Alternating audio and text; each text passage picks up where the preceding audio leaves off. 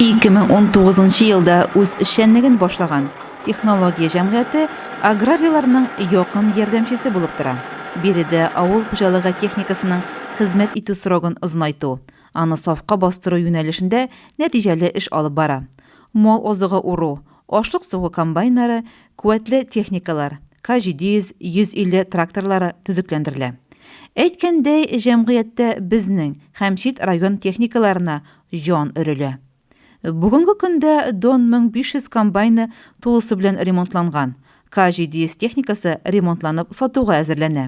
Күрше Бакалы районының Умәр һәм Чишмә хуҗалыкларының К700 тракторлары сафка бастырыла.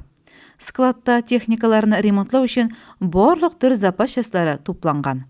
Коллектив кечкенә булуына карамастан тәҗрибәле белгечләрдән тора һәм барлык катлаулы заказларны да үз вакытында җиренә җиткереп башкарып бара.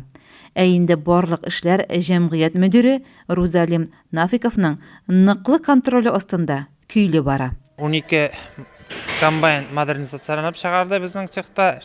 800, 150, МТЗ-1221 тракторлары ремонтланып, фермерский колхоз хуҗалыкларына эшләнеп бирелде инде. Безнең нидә коллективта 8 кеше эшләй, уңганнары бар. Дигәндә токарлардан Илвер Хафизов инде хезмәтне бик әйбәт күрсәтә.